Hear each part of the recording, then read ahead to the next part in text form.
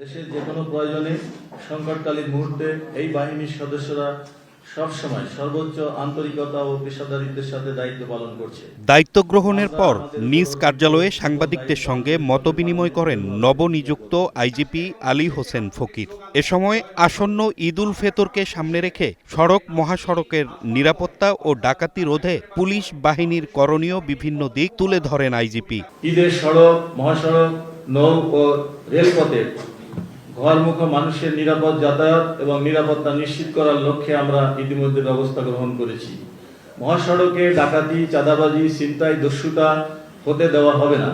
মহাসড়কে ডাকাতি রোধে হাইওয়ে পুলিশের পাশাপাশি জেলা পুলিশকে দায়িত্ব পালনের নির্দেশ দেওয়া হয়েছে।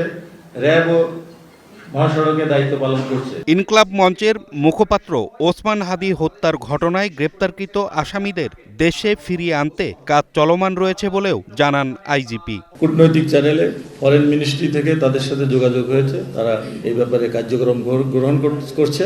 হয়তো অচিরেই ইনশাল্লাহ আমরা দেখতে পারবো তারা বাংলাদেশে আমরা আনতে সক্ষম হব। এর আগে শনিবার রাতে ভারতের বনগাঁও সীমান্ত থেকে ফয়সাল করিম মাসুদ ও আলমগীর হোসেনকে গ্রেপ্তার করে পশ্চিমবঙ্গ পুলিশ। জনআস্থা পুনরুদ্ধারে আমাদেরকে সচেষ্ট থাকতে হবে। এই জন্য প্রতিটি জেলা সদরে থানাকে জিরো কমপ্লেইন থানা হিসাবে আমরা প্রতিষ্ঠিত করতে চাই। Hasan Zakir, green news, Dhaka.